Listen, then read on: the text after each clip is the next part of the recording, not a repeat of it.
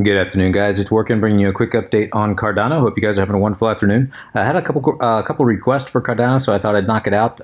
Bitcoin, the market hasn't changed very much, guys, so I just figured I'd knock out Cardano while I had some time here. Looking at Cardano, we're starting off with the 4-hour chart, or excuse me, the one-day chart. This is the Cardano to Bitcoin pairing on Bittrex. And looking at the bigger picture, guys, we can see that Cardano finally broke out back in December of this larger descending wedge here. It was a bullish sign that we did see a nice bullish breakout here, and then we saw this consolidation sideways where it hung on to actually most of the gains that it ended up making.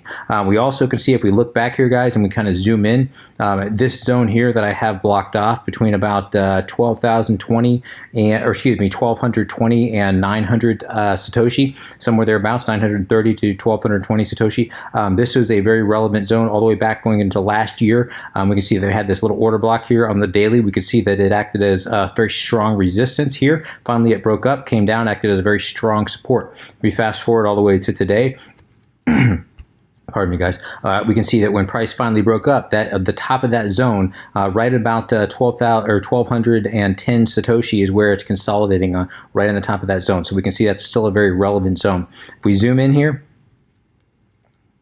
we can see right here when price did end up breaking up, it came into this order block here between about 1,300 and 1,370 satoshi. That's where it found resistance, and that is where it still finds resistance. So we're getting sandwiched between these two, between support and resistance, and price is getting squeezed tighter and tighter, creating some lower highs, higher lows, getting squeezed tighter and tighter within a wedge pattern. Of course, in any wedge, as you guys know, as it gets squeezed tighter and tighter, as we approach the apex of any wedge, guys, we expect a larger move. We expect a breakout. Now, this was a rather bullish sign that we had this nice textbook breakout of this falling wedge here. You don't always get that. The fact that we did get that, guys, as I said, is a rather bullish sign. It suggests we may, Cardano may, I want to emphasize that, may have seen bottom. I do say may because, of course, Bitcoin could ruin this in a heartbeat. If Bitcoin falls, Cardano, like all other altcoins, are going to fall as well. If Bitcoin rises, Cardano will rise. If Bitcoin moves sideways, I do believe Cardano may turn bullish here and could rise on its own. It is looking, like I said, guys, it is looking rather bullish in my opinion. So price ended up breaking out of this wedge, came up, found resistance, came back down, had almost a perfect hit with this wick right here, right off the 618 fib.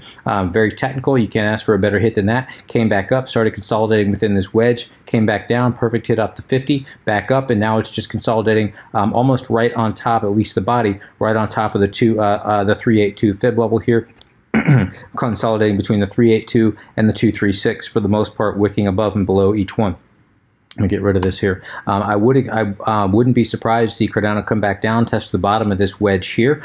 This wouldn't be, if you're wanting to go long on Cardano, this would be a good area to stack in buy orders somewhere at the bottom of this wedge, somewhere around 12,000 or 1,220 satoshi, somewhere thereabouts, guys. Or if you're wanting to enter into a swing trade, I wouldn't be surprised. A very quick scalp would be, buying down here, targeting 100 satoshi, the top of the wedge. So, very simple textbook, trading 101. You buy the support, you sell the resistance. So same thing on a wedge. Buy the support, sell the resistance. Obviously makes for a very easy swing trade. If you wanted to go, or excuse me, scalp trade, if you want to go a little bit longer, looking at possible swing trade, I'd buy the bottom here, wait till it gets up, possibly breaking out of the wedge. Now you want to be careful of a possible bull trap. So if it does end up breaking to the upside, if you want to be very conservative, I would sell in this zone here between 1,300 and 1,370 satoshi. Anywhere in this zone here. I'm expecting or watching out for a possible reversal, possible bull trap. If you want to be a little less conservative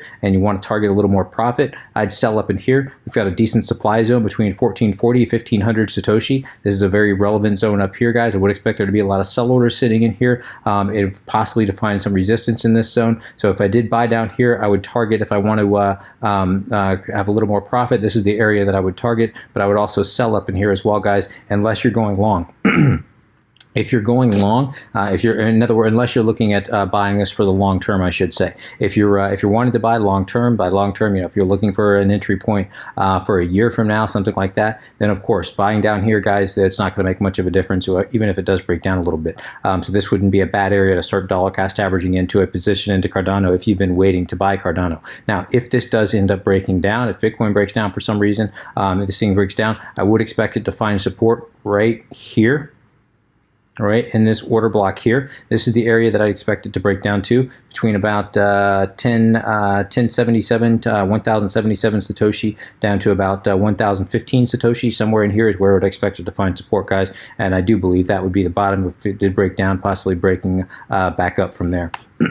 To the upside, as I said, guys, very conservative target by the bottom of this wedge. Target anywhere in here between 1300 to 1370. A little less conservative would be, especially if it breaks up out of this wedge, targeting between 1440 and 1500. And as it gets closer to the apex of this wedge, guys, the more likely a breakout becomes. So if it continues to consolidate as it has been here for the next few days, as it reaches this apex somewhere starting around the 15th of October, somewhere thereabouts, guys, that's if it does maintain this pattern. That's where we can expect a very impulsive move if it does get there. Now let's go over here and check our moving averages and Bollinger Bands. We're looking at the daily chart here.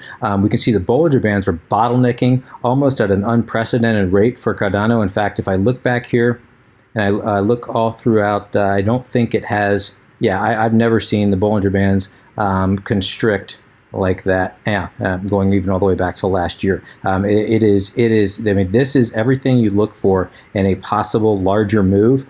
This is what you'd see. Now, this doesn't necessarily mean a break up. This could be a breakdown, but this just indicates a larger move. Price is getting squeezed tighter and tighter. Bollinger Bands are getting squeezed tighter and tighter. That range is getting narrower and narrower. We're seeing the 821 and 55-day EMA all converge. 50-day moving average is also converging. That all suggests a larger move to come. Now, if we look at price and we zoom in here, we can see it broke above the 50-day moving average, and it's finding support right on top of the 50-day moving average for now. If it can stay above the 50-day moving average, or at the very least above the 21-day exponential moving average, this yellow line here, if it can stay above either of those, especially above the 50, but at least above the 21-day EMA, that's going to be a rather bullish sign. If it does break below the 21-day EMA, I'm going to start to get rather bearish, and then at that point, watch out below. At that point, we might be looking at that area down here that I discussed earlier. But all signs right now, guys, are the chart looks rather bullish in my opinion. It does look like it may have bottomed out, broke out of this wedge. Does look like it's consolidating and looking for a larger move up. And if Bitcoin doesn't break down, I do think Cardano is going to break up. Again, that's a big if though. Always remember, guys, that this thing is tied to Bitcoin. So if you do end up taking this trade, I would have my stop loss right here. You can see, I don't know if you can see this wick down here, but there's a little wick, and I'm kind of disregarding it because it happened so quickly, which is why I'm kind of disregarding it in regard to this larger wedge pattern here. But there is a little wick that sits right down in here at about 11,000, or excuse me, at about 1,160 Satoshi. This is where I'd set my stop loss, maybe just below this wick. This is where I'd put my stop loss if you are looking at entering a buy position here. That's where I'd have my stop loss. So anyway, guys, I'm going to go ahead and wrap it there. If you have any comments, questions, suggestions, please let me know in the comment section below. As always, I would appreciate an upvote if you have enjoyed this content. Until next time, guys, please trade safe. Take care of yourself. This is Workin, signing out.